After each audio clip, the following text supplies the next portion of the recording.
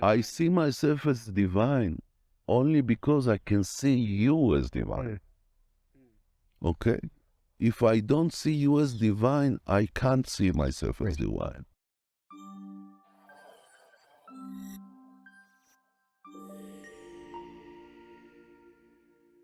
Dov, you've been involved for many years in exploring and explicating mysticism, both on your own as an independent scholar and also as a public intellectual of some sort, bringing it to the public. Yes. And from what we discussed, it seems like one of the core interests that you have in mysticism is in a comparative space, looking at what traditions might share between them and what we may be able to learn from those comparisons. And one particular interesting one that you mentioned to me, one particularly interesting one, is the relationship between shamanism and Jewish mysticism. Yes, that's true. Which most people may not think to connect or associate, at least until recently. And I'm curious what those two juxtaposed terms and categories mean and evoke for you. I'll tell you how it went in my history. Yes.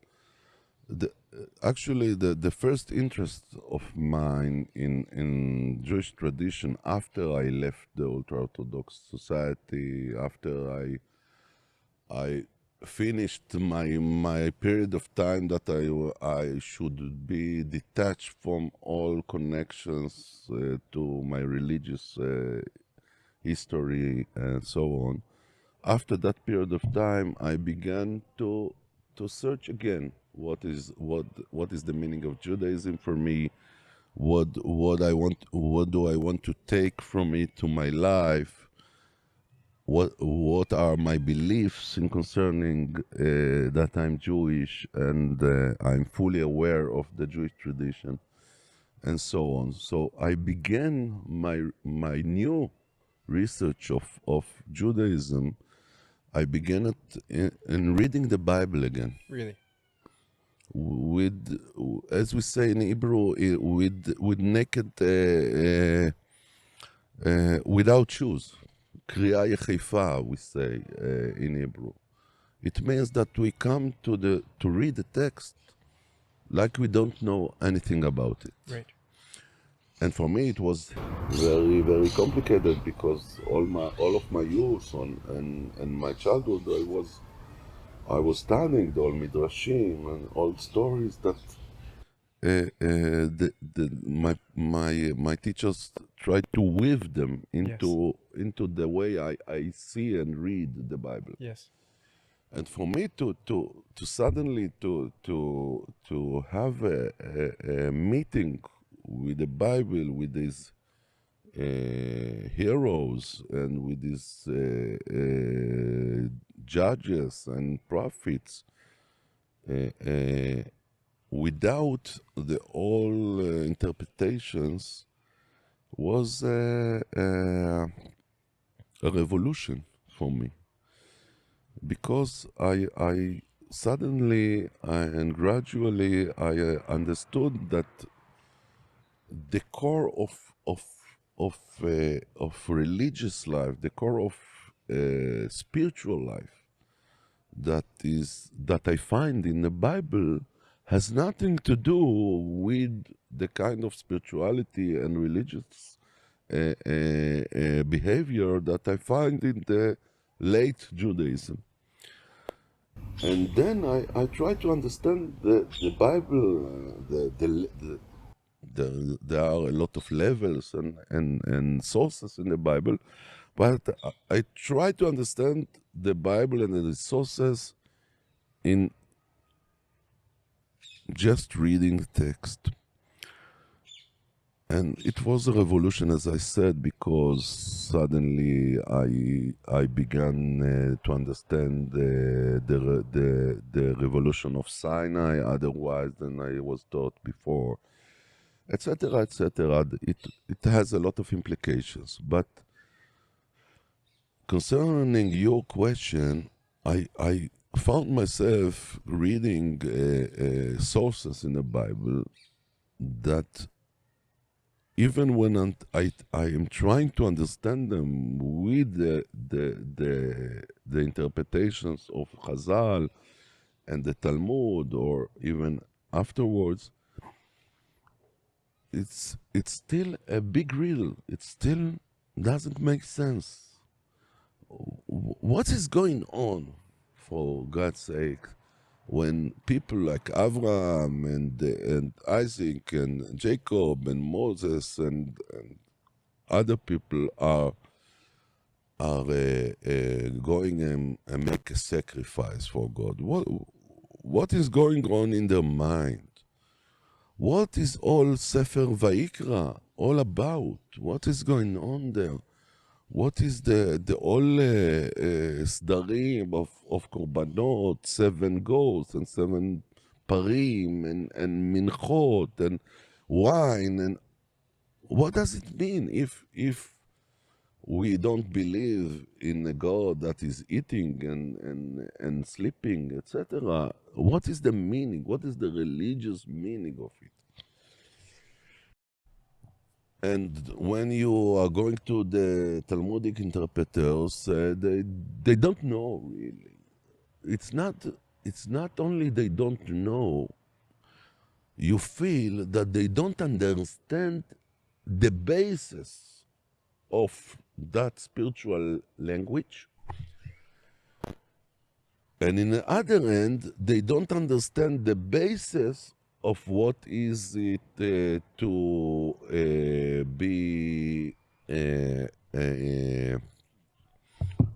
be a priest to idols or to worship idols. They don't understand that. Even the poet in Psalms, when he's saying they have a mouth, they don't speak, they have eyes, they don't see, it's a caricaturistic interpretation of what is it idols. Yeah. And I wanted to understand what does it mean?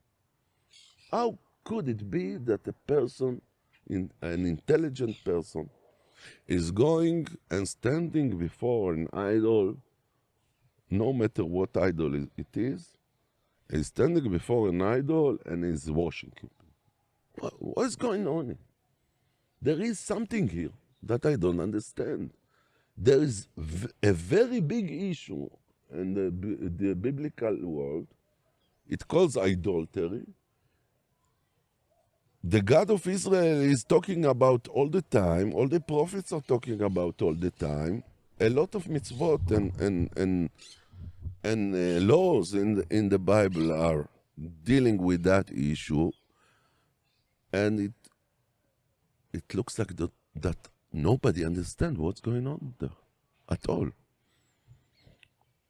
So my voyage took me to both sides of the world. One step was to understand the language of idols, of idolatry. Idolatry. Idolatry. Yeah. Idolatry. I always confuse with Adultery. them. Adultery. They are confused as well. It's the same, Yes, maybe. yes, yes, yes. In the eyes of the Bible, Yes, it's yes. rather the same. Yes. But my voyage took me to India, okay? And what I was doing in India for several weeks, I wasn't touring India. I was sitting in temples all the day, and sometimes, if they let me, even through the night. I was sitting there and just listening and watching and talking with people, talking with priests, talking with common people that come to the temples, to understand what's going on there. And I don't say that I can now say that I fully understand what's going on there, because I'm programmed as a Jew, but it made me closer to understand. And what I understood is something that takes me to the other side of the world, to the shamanic world. What I understood, that most of the cultures that worship idols and add practices of such kind, they believe in the spirits of the matter. That everything that we see, we feel, we hear, we touch, has something spiritual within it, and you can worship something that is a stone or a tree or anything else, and you can worship the spirit that within, and you can also connect with the spirit that is within the subject, the matter. And actually, idolatry, I said right? Yes. Idolatry is not exactly what the poet in Psalms thought, that it's just nonsense, like the old story about Abraham in his father's store, and he goes and he's breaking all the idols in the store. It's not such a stupid story.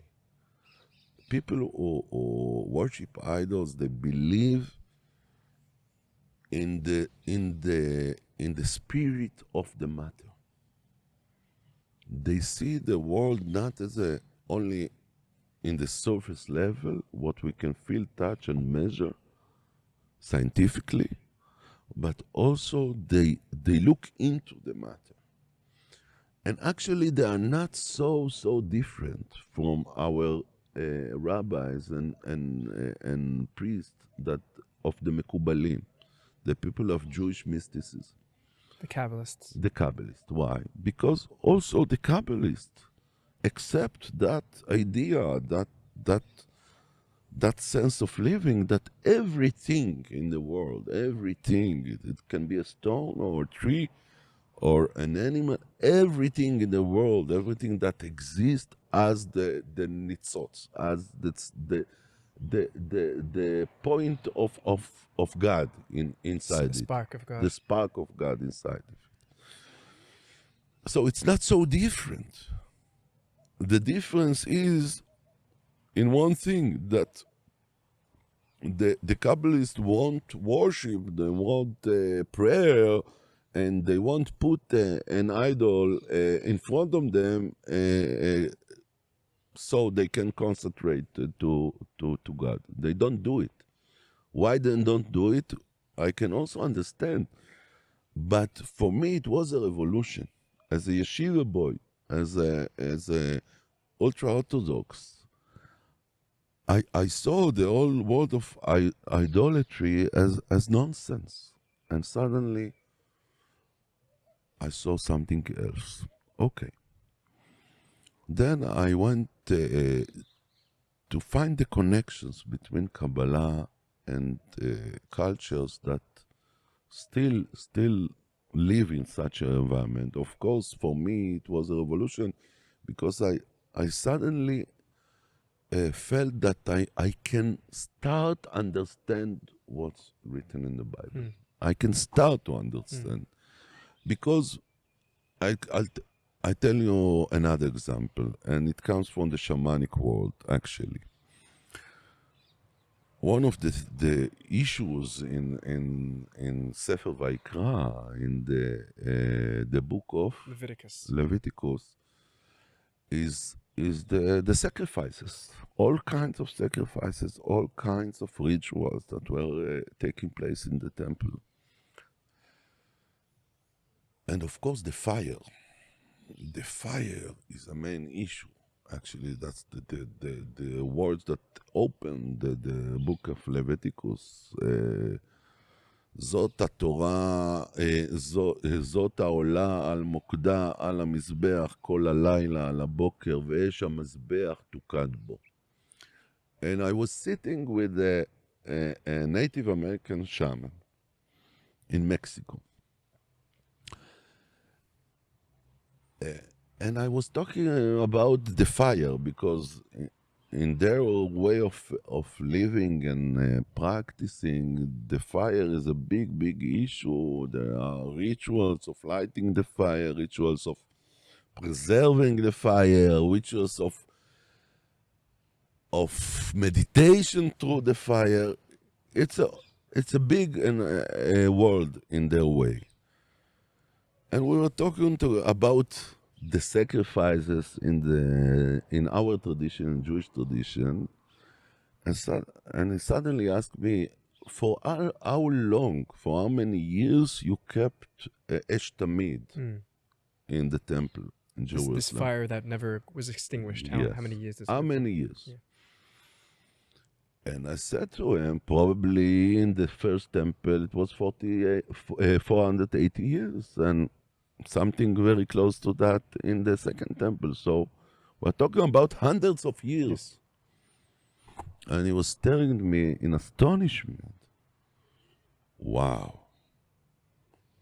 You come from a culture that kept that fire alive for 480 years? You understand what you are saying to me? What is the meaning of that? What effort? Yeah. Wow, suddenly I understand something new about the fire. And it's another revolution, because when you are going back to Sinai, the base of the beginning of the Jewish people, of the Jewish culture, what is the main issue that you can see in all the pieces about Sinai in Exodus, for example? It always comes with a fire. Yeah. The fire is the symbol of the God. In Exodus 3, the burning bush with Moses. And then when they come all together to Sinai, all the people of Israel come to Sinai, of course, the Bible said that the mount was all by fire. Was if you can imagine what does it mean, a mount that is, and etc., etc. What is the meaning of that symbol in early Judaism? What is the meaning in the practice, the sacrifices through the fire? What is the fire a channel? What kind of a channel is the fire? What does it mean that God reveals itself by fire? It's another way of understanding our tradition. And it comes from a question that a Native American shaman asked me. And that's an example to the other kind of voyage that I made in Peru and South America, to be closer to that world, to understand the language of that world, the spiritual language and the ritual language of that world, and through that to take all that understandings back to my culture, to the Jewish culture, and to read the places in Jewish culture that are so obscure, so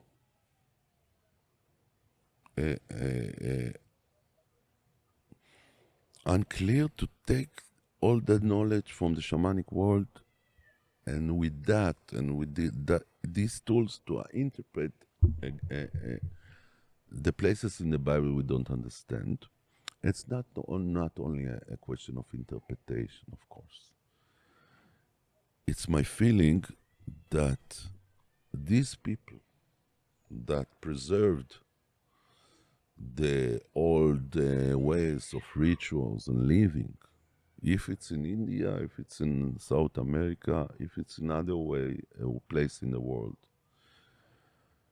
they preserved something that is very dear and very deep, and it's very necessary for us, because it's something that is missing in our world. It's something that is missing in our way of thinking about our sources, about our Jewish identity.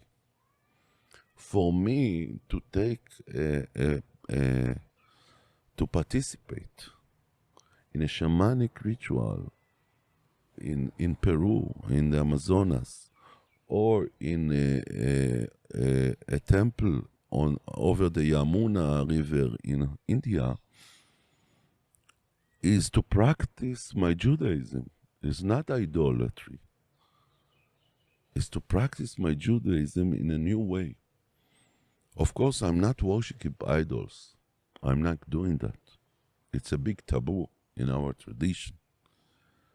But I can feel a brother when somebody else, which is his tradition, to worship that idol with his meaning, with his world, and to connect with the spirit of the world, with the spirit of the nature, that eventually, at the end, it's always the big spirit of all. For me, it's very natural.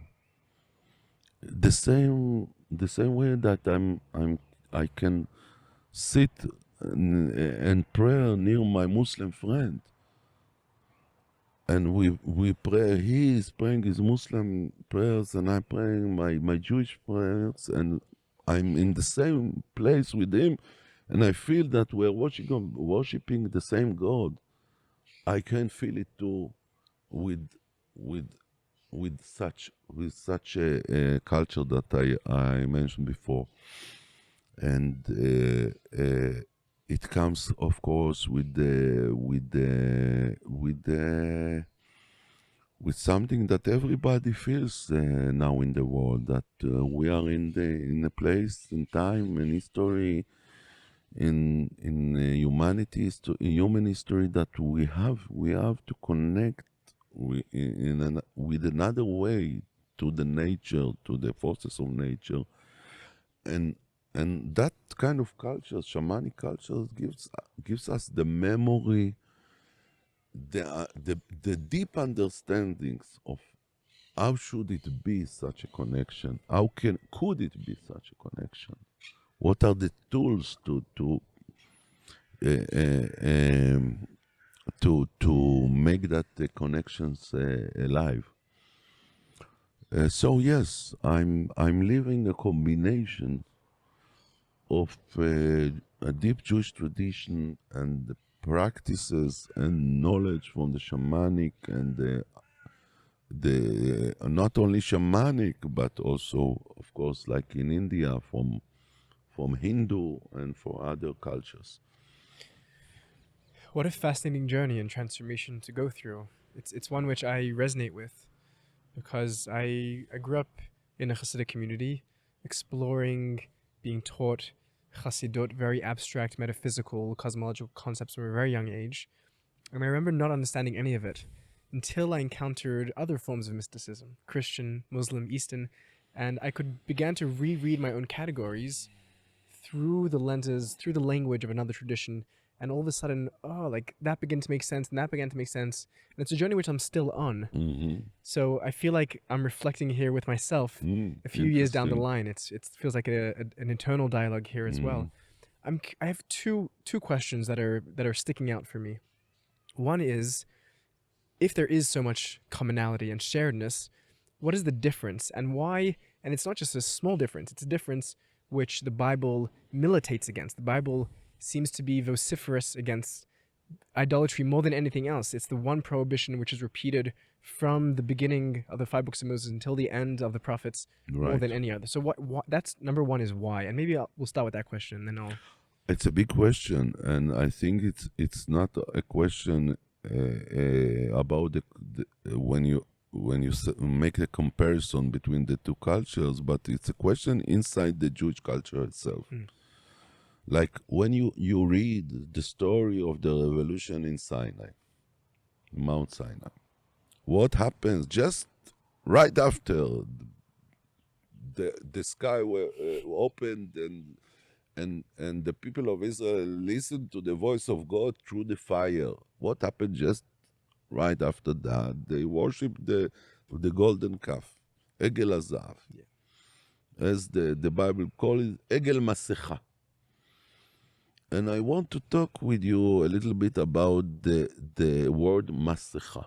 What is Masecha in Hebrew? It means a mask. The Bible refers to idols as a mask. Of course, you can say it's a mask because a lot of idolatry are using the mask for the rituals, etc. But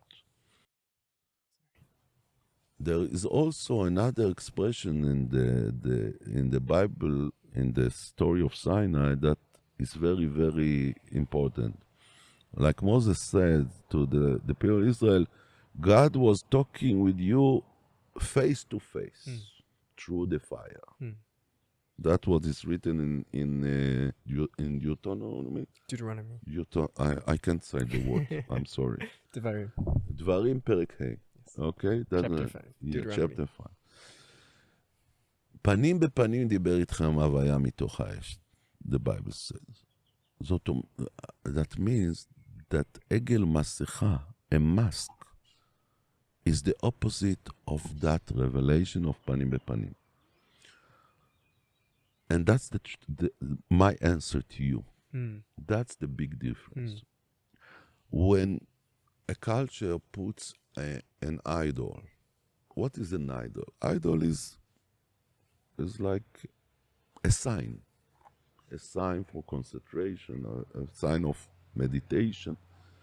When a culture puts a sign that is physical, material, there is no problem with that. The problem is that you put a mask between you and the face of God.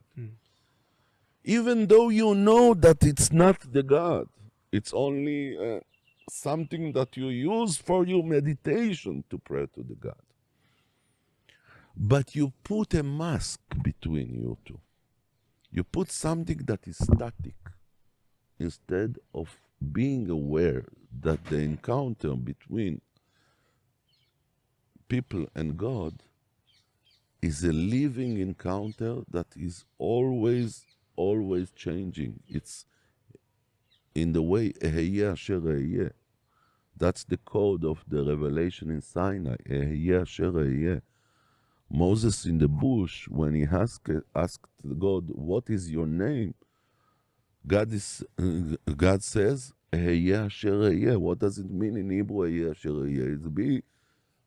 I'm open to all possibilities.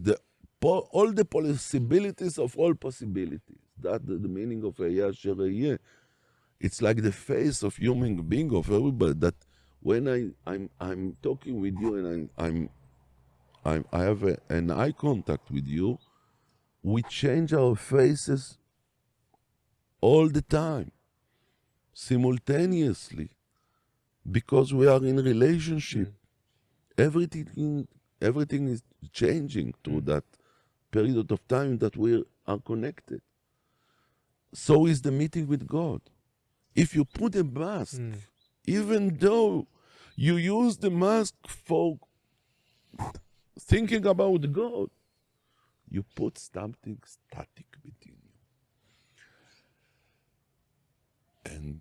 And the worst of it is that when your kid see you that you are praying to the mask, he wouldn't know that you only uses the mask to talk with God, to your concentration.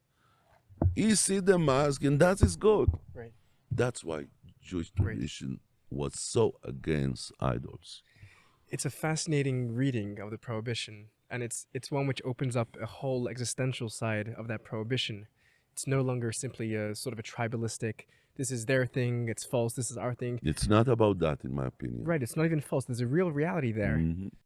The reality there is that the people need an image, right? The people, when they serve the golden calf, they have the face that mediates God. The mask for them is Moses, and Moses goes up the mountain and he doesn't come back, and they make an idol because they need a mask to connect to. We can't connect. The conscience needs something to put itself on. Right. Like an anchor. Right. There's this expectation here that we're supposed to interface with with raw reality, with the divine, with being itself as it is. Very difficult. Right. Yes. They don't want it. I read the story about the golden calf not as a how do you say it in English? Hidarderut. That they fell from the top of Sinai to the depths of oblivion in the golden. It's not like that.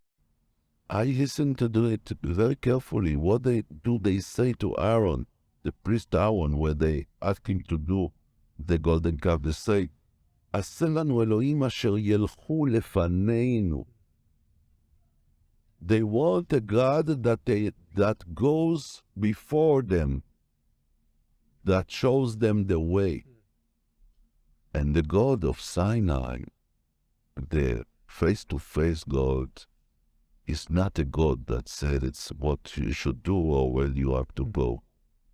It's a God of freedom. And the golden calf, that's why God was so devastated after that. He was offended because it was such a thing that they said to him, and we are sorry. We don't want such kind of religion. We don't want to have such a God that doesn't say what to do and where to go.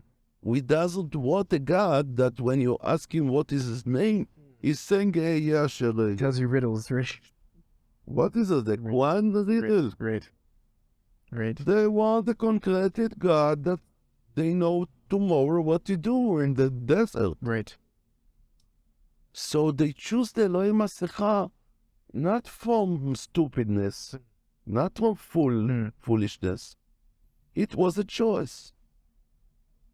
They choose to have such a God. Why then were they wrong?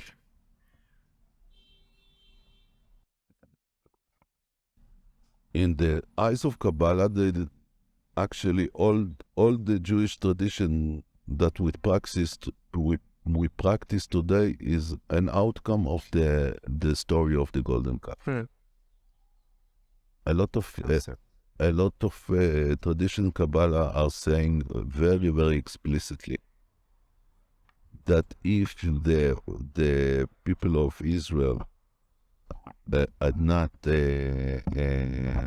worshipped the golden calf after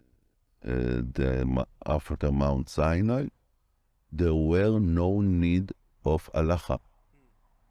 The whole thing of halacha, the whole thing that the Torah is saying you do that and you don't do that, and if you do that, you have a big punishment and so on, is all that kind of religious is an outcome of the golden calf.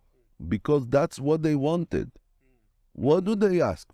They ask, we want Egel asher yelchu lefanenu.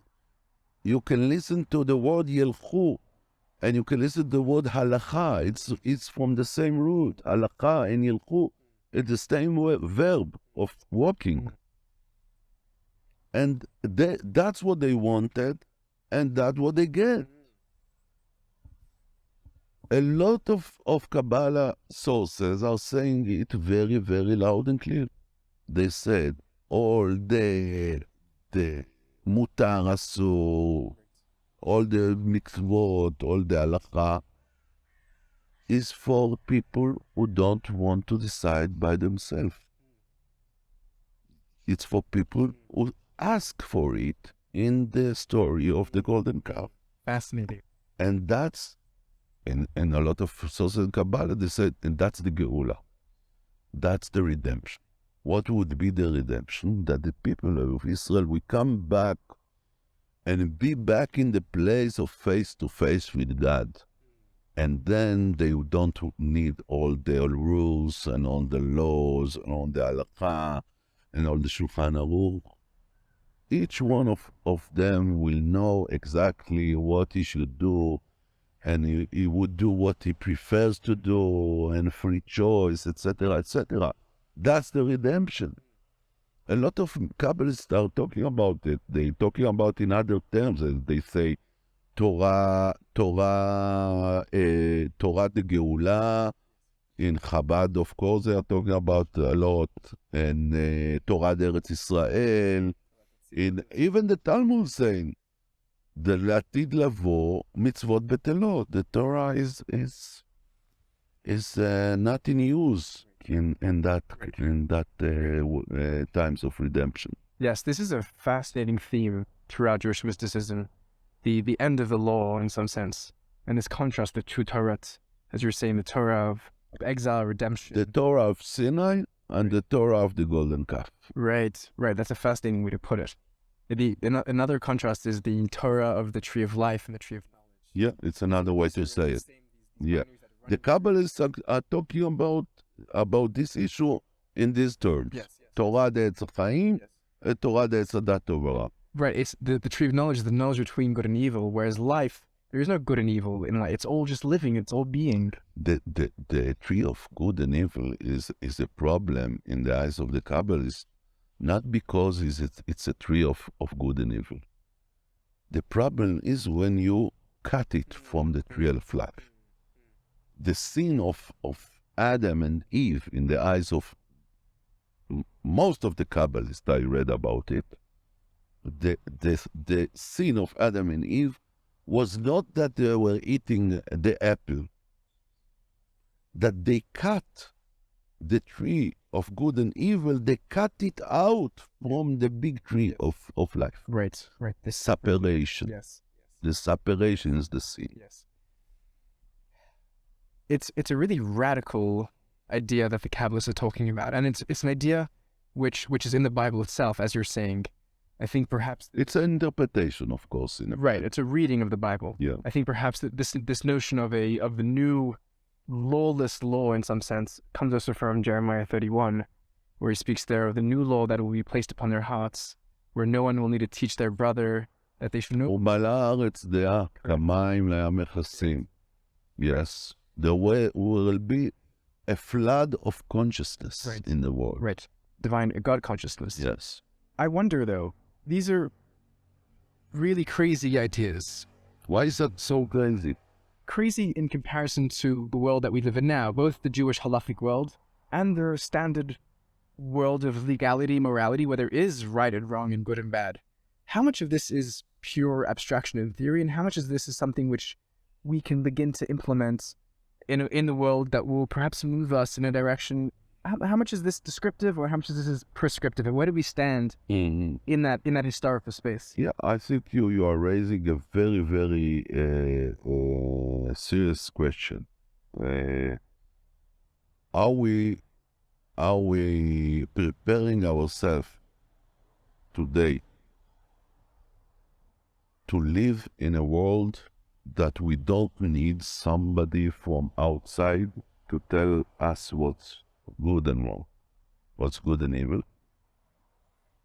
I think we are getting closer to that kind of world. We are not there, of course, at all.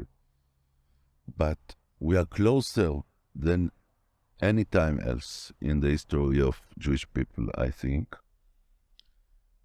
And we see that here in Israel, we can see that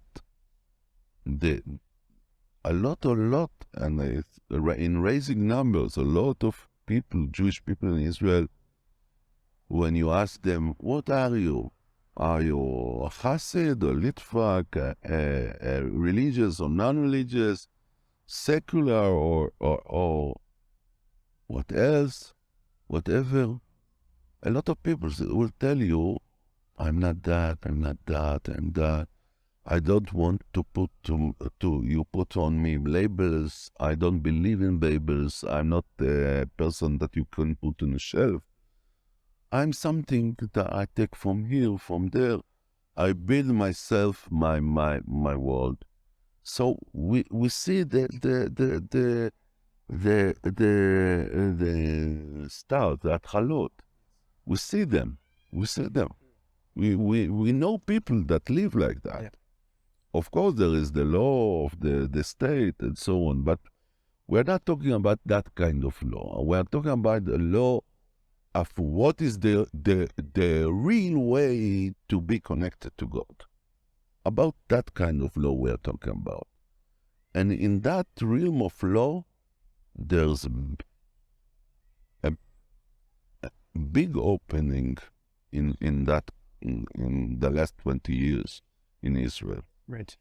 And I think, if I want to be pragmatic a little bit, I think that what we need now is to start train ourselves. We have to we have to train ourselves for such kind of role, that because most of us are not prepared for it. We are not prepared for it. I'll give you an example about an issue. Is the world is very, very occupied with it in these days. I'm talking about the gender. All the issue of gender, transgender, gender identity, all that big issue that now is going on in the world. And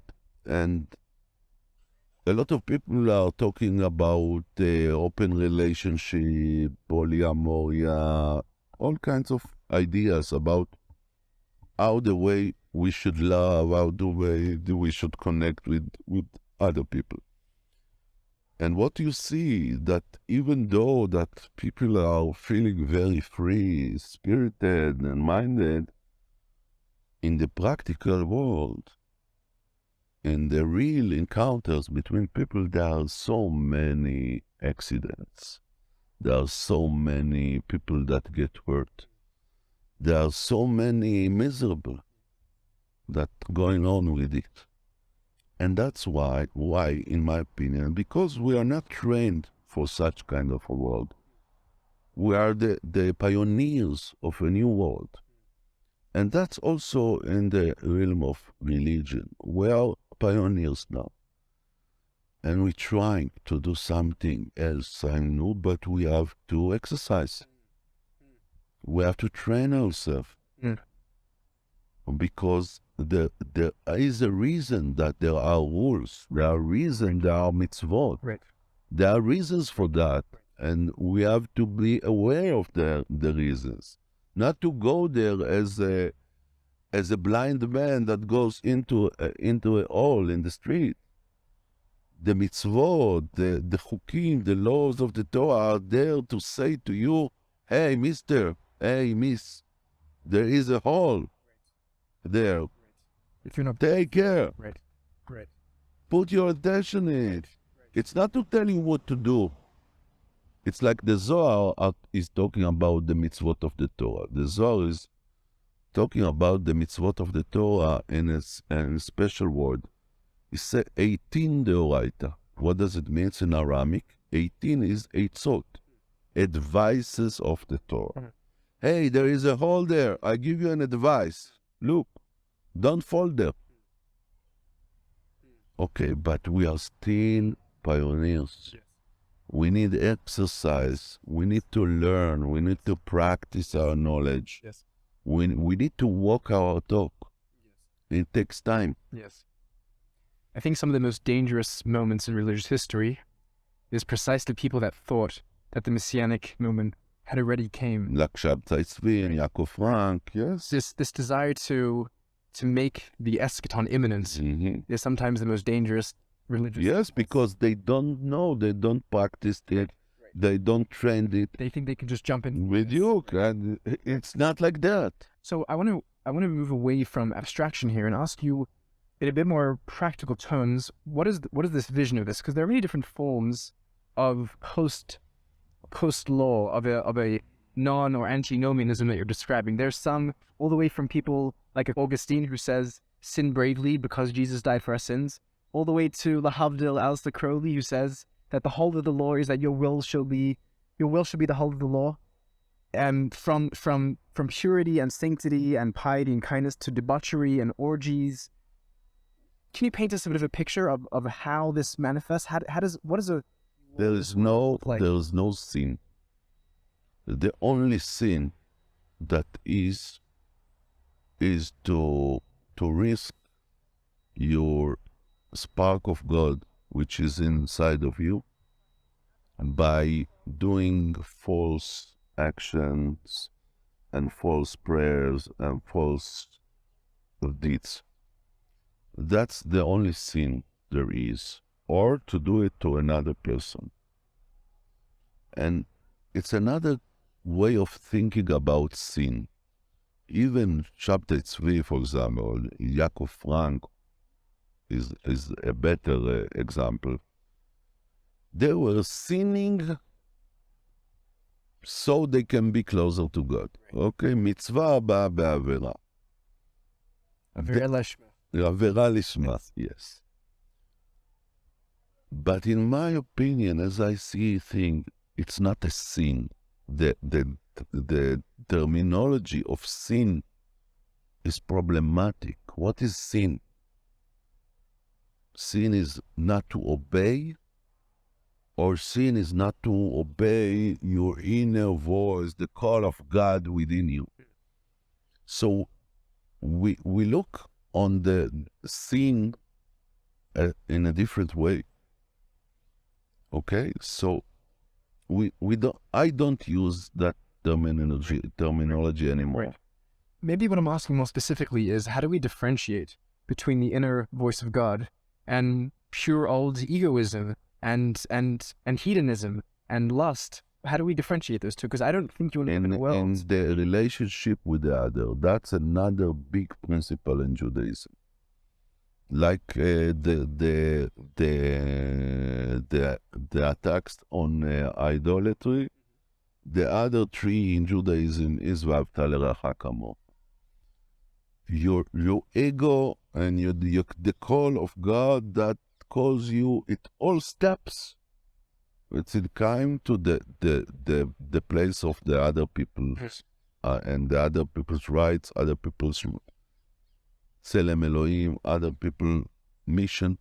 So when you see a person that his spiritual voyage took him to do something that hurts people, that enslave people, even one people, that means that he's not in the way.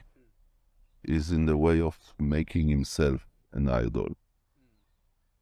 But when you see a person that, although he is listening to his voice, but he still has the ability to listen to the other people's voice, to the other people, Tselem Elohim, you know that is in the Jewish path.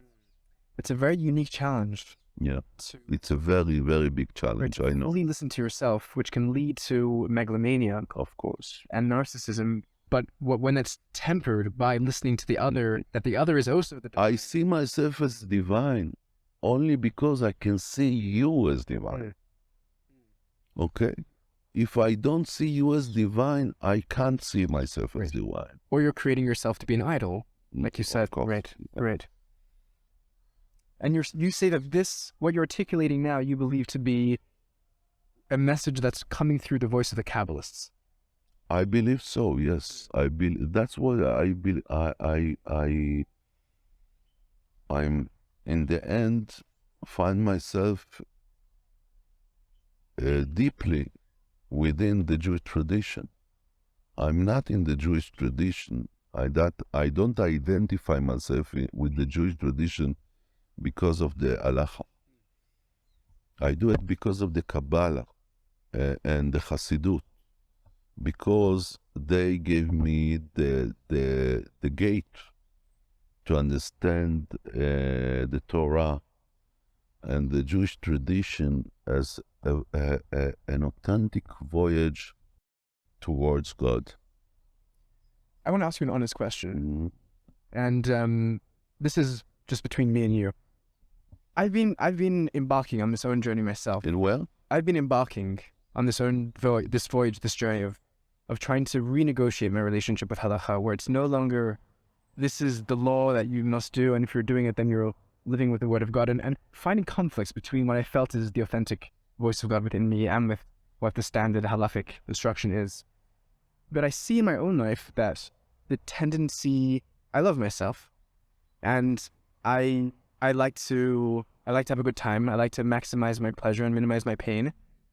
And when I step away from halacha, I'm stepping away from a framework of living that has ritual and practice and community, one that forces me to get out of bed in the morning and to pray with a group of men, forces me to be social. And I find that in my own, what I think is my own spiritual pursuit, following my own inner voice that I'm feeling, it often leads me to depression, isolation, confusion, and I don't feel holy in that space. I feel holier when I put my own, what feels like my will aside, and I'm able to follow the halachic dictates, whether I believe that they come from God or not. So that's a way that I really appreciate, because you are not doing it blindly, and you are not doing it because somebody told you that that's the way to live, that's it, and you believe that's the only way to live.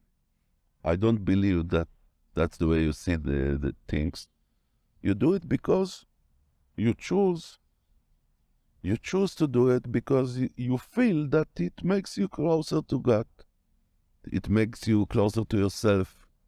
It makes you more energetic, more communicated with other people, with other worlds. Great.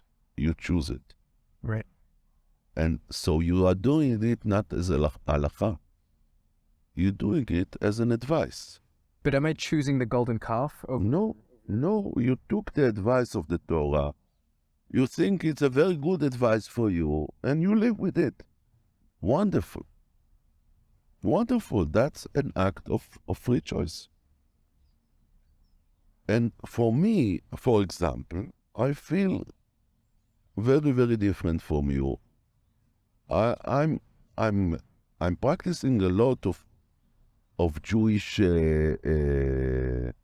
traditions, but when I'm going now and then, I'm visiting shul, visiting a synagogue, the Orthodox synagogue, and I pray with them. Of course, it's for me very natural to pray in every kind of synagogue and every kind of temple. But of course, the synagogue, people I know, Hebrew, the prayers I know.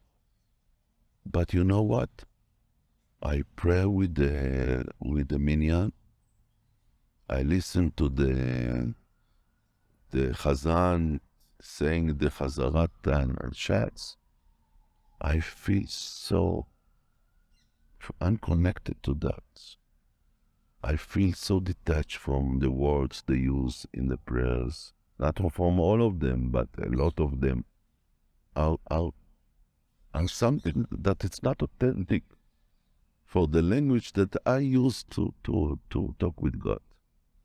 So I do it now and then because I'm part of the community, but I personally feel that it's not making me closer to God, it's making me far away from Him.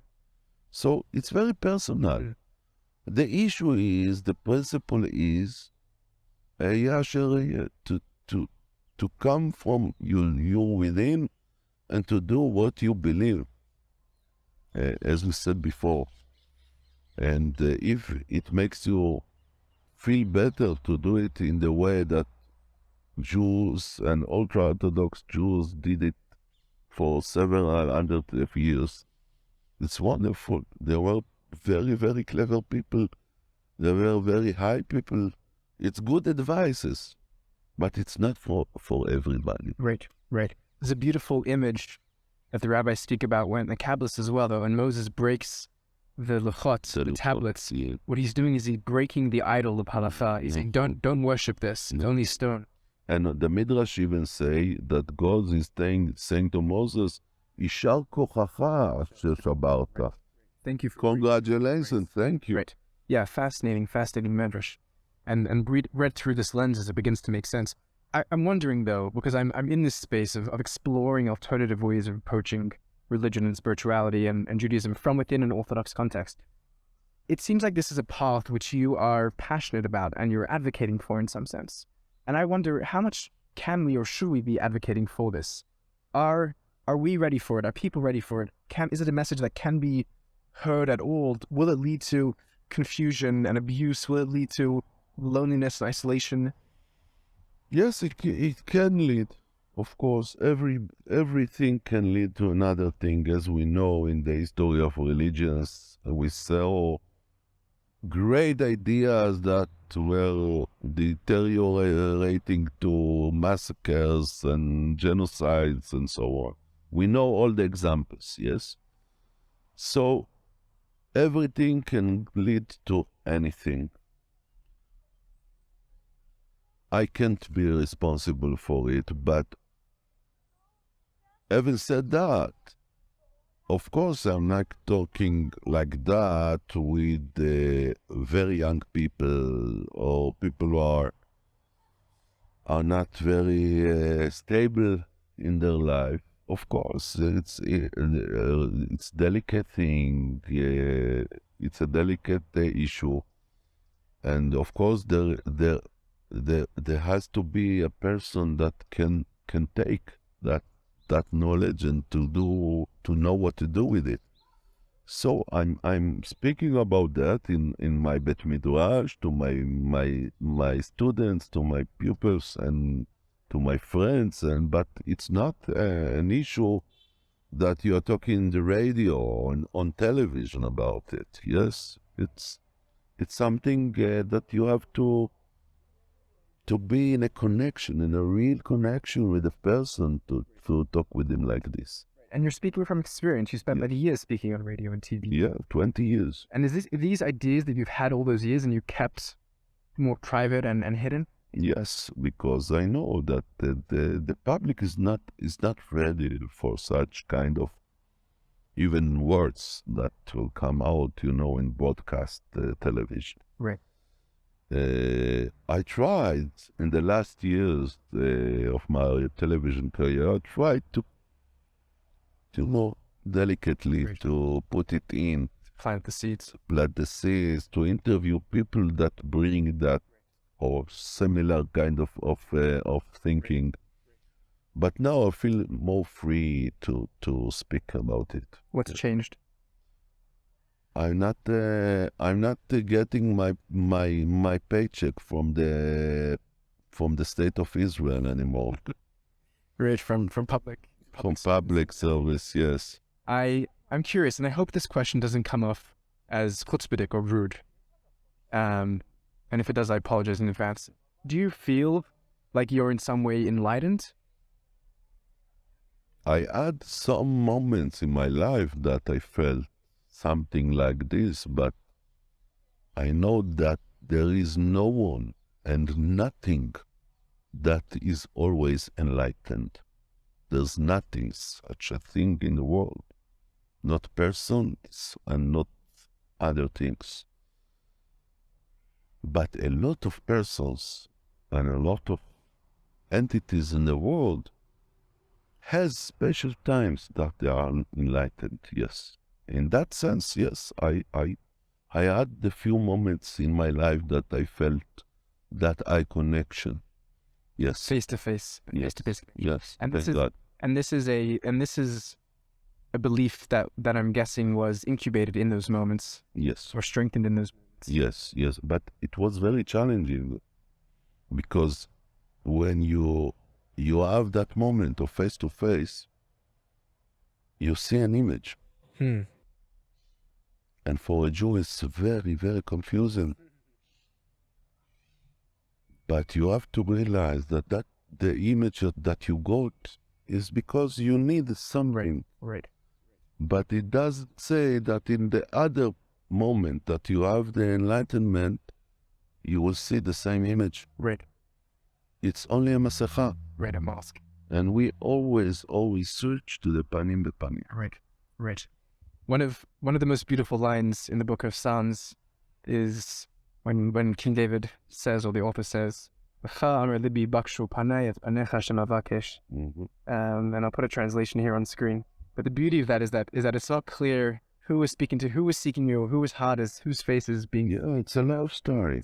It's a love story. That's the real thing. It's a love story, but it's a love story with two gods. One big God and one small God, but very similar. Right. And it's a love story because in the moments of panim and panim, you can never know if it is you yourself Yeah. or it's Yes. the ultimate other. Yes. Both in the same time. Yes. That's the kiss of that moment. Yes. Thank you, Dov, for sharing this love story with us and for being here in Encounter face to face. Thank you for your splendid work. My pleasure. Thank you.